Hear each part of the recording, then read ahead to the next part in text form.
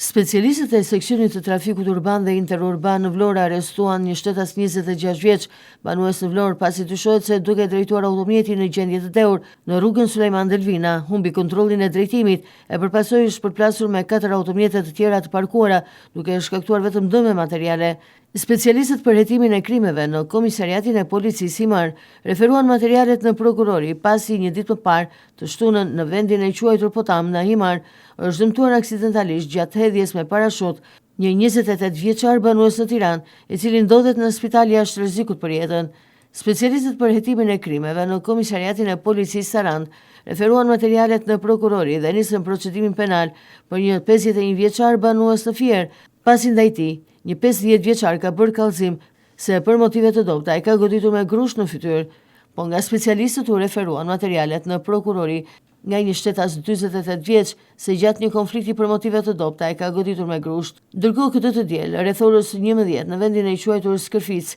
dyshohet se si pasojë një shkëndijë elektrike ka marrë flak në ecje një automjeti tipi Jeep, ku janë shkaktuar vetëm dëme materiale. Grupi hetimor vion punën për sqarimin e plotë rreth anave të ngjarjes, ndërsa materialet janë referuar prokurorisë për veprime të mëtejshme.